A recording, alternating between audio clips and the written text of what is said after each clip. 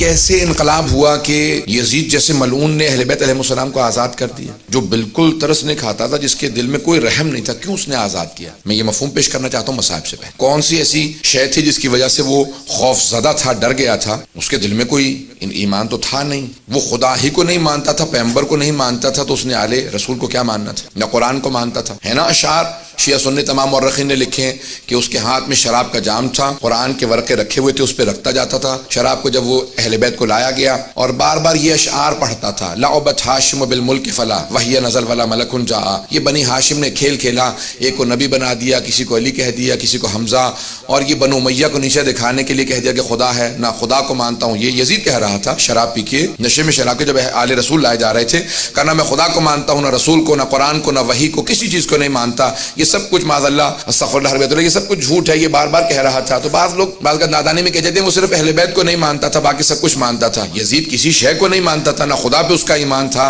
نہ رسول پہ، نہ قرآن پہ، کسی شے پہ ایمان نہیں تھا، توہین کر رہا تھا۔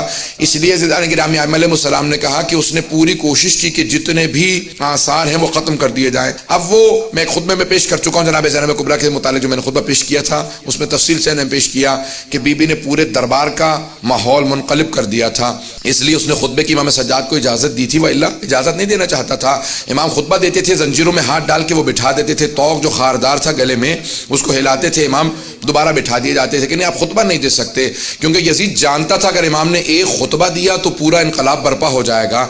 اب کیا ہوا ایسا؟ علامہ مجلسی نے بہار الانوار میں ایک روایت کو نقل کیا ہے، میں صرف اس کو پڑھوں گا کہ کیسے علامہ مجلسی کہتے ہیں کہ ایک عیسائی گزر رہا تھا جو اپنی بیٹی اور بیوی کے ساتھ شام آیا تھا، دمشق آیا تھا، اس کے زادرہ ختم ہو گیا، جب سب پیسے ختم ہو گئے تو اس نے سوچا کہ کیا کروں، بادشاہ کے سامنے کوئی تحفہ دوں گا تو وہ اس کے بدلے میں مجھے کوئی انعام دے گا، پیسے دے گا، تو مسلمانوں کے بادشاہ کو کوئی تحفہ دے دیتا۔ سوچنے لگا، پھر اس نے کہا کہ ایک ہرنی کو میں کہیں سے شکار کرتا ہوں، گیا، جا کے دیکھا ایک ہرنی بہت خوبصورت تھی، گلے میں رسی ڈالی، گھسیٹتا ہوا جا رہا تھا کہ اچانک زندان کے دروازے پہ ہرنی روک گئی۔ اس نے بہت کوشش کی، کہا کہ اتنا زور لگا رہا ہوں لیکن کھینچا نہیں جا سکتا، کھینچتا رہا، اچانک اس نے رسی کو ڈھیلا کیا، دھکیلنے لگا، ہرنی بہت تیزی سے زندان کے دروازے پہ آئی، اور علامہ مجلسی کہتے ہیں بہار الانوار میں کہ اس نے فصیح عربی زبان میں کہا السلام علیک یا ابن رسول اللہ۔ وہ عیسائی تھا، پریشان ہونے لگا کہ یہ کیا کیفیت ہے، جانور بول رہے ہیں، بڑا پریشان ہو کے آگے بڑھا دیکھنے کے لیے کہ زندان میں کون ہے جسے یہ ہرنی نے فصیح عربی زبان میں سلام کیا۔ تو ایک مرتبہ جب آگے بڑھا تو دیکھا کہ ایک جلا ہوا امامے کا کپڑا ہے کسی کے سر کے نیچے، اور کچھ مستورات بیٹھی ہوئی ہیں، کچھ بچے باقی رہ گئے ہیں۔ میں نے آج صبح کی مجلس میں کہا تھا نا، جب آل رسول مدینے سے جا رہے تھے نا کربلا تو 46 بچے ساتھ تھے، 46 چلڈرن تھے، 46، اور جب واپس جا رہے تھے تو 10 بچے بھی نہیں رہ گئے تھے۔ نہ جانے کتنے بچوں کی شہادتیں ہوئی ہیں۔ آگے بڑھ کے دیکھنے لگا، امام سجاد فوراً اٹھے، زندان کے دروازے پہ آئے، اور ایک مرتبہ اس نے امام کی طرف دیکھا کہ آپ کون ہیں، آپ اس زندان میں کیوں ہیں، یہ ہرنی کیوں بول رہی ہے، اور آپ کا مقام کسی کو کیوں معلوم نہیں؟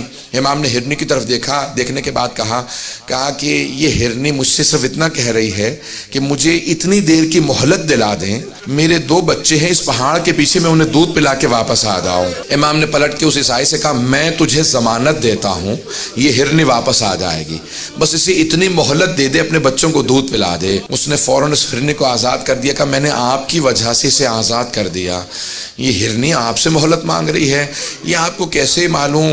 امام نے کیسے آزاد کر دے، میں حجت خدا ہوں۔ کہا آپ کون ہیں؟ کہا تو نے مسلمانوں کے آخر نبی جو ہیں، نبی آخر زمان، ان کا نام سن رکھا ہے؟ کہا ہاں، محمد مصطفیٰ۔ کہا کہ ان کے 2 نواسے تھے، حسن و حسین، میں حسین کا بیٹا ہوں۔ اب وہ تڑپنے لگا، کہا یہ سارے مسلمان ہیں اس شہر کے اندر، اور ان میں سے کوئی بھی آپ کی حرمت کو نہیں جانتا، کوئی آپ کے مقام و عظمت کو نہیں سمجھتا۔ ایک مرتبہ اس نے گھروں پہ جانا شروع کیا، دروازوں پہ دستک دینا شروع کی، مسلمانوں باہر آ جاؤ، یہ تمہارے نبی کی ذریت ہے جو قید خانے میں، یہ آل نبی ہیں جو تمہارے قید خانوں میں ہیں۔ مسلمان باہر نکلتے، وہ ایک مرتبہ آ کے پوچھنے لگا یہ مستورات کون ہیں؟ کہا یہ نبی کی نواسیاں ہیں، یہ علی کی بیٹیاں ہیں۔ جب اس نے زیادہ شور مچایا تو یزید کے جو سپاہی تھے انہوں نے اس کو گرفتار کر لیا۔ علامہ مجلسی کہتے ہیں کہ انہوں نے اس کا سر قلم کیا، اسے مار دیا، اور جا کے مدینے سے، دمشق سے باہر اس کو پھینک دیا یا دفنا دیا قبر کے اندر۔ جب دفنا دیا تو اس کی بیٹی نے اور اس کی بیوی نے سنا کہ ہمارے شوہر کو کسی قیدی کی وجہ سے مار دیا گیا ہے۔ وہ فوراً تلاش کرتی ہوئی دمشق کے باہر اسی قید خانے کے سامنے کھڑی ہوئی، کہا کہ آپ کون ہیں؟ امام سجاد سمجھ گئے، کیا بات ہے؟ کہ ہمارا ایک ہی سہارا تھا وہ بھی آپ نے چھین لیا۔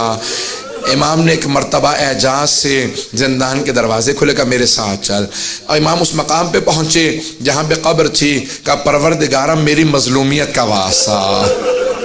ایک مرتبہ قبر کھلی، وہ باہر اٹھا، امام کی قدموں میں گرا، کہا میں آپ پہ ایمان لے کے آتا ہوں، میں گواہی دیتا ہوں آپ حجت خدا ہیں۔ امام نے کہا واپس چلا جا، تیری زوجہ اور تیری بیٹی بہت پریشان تھے۔ جب جانے لگے تو امام نے خاتون سے کہا کہ ہم سہارے چھینتے نہیں ہیں، ہم سہارے عطا کرتے ہیں۔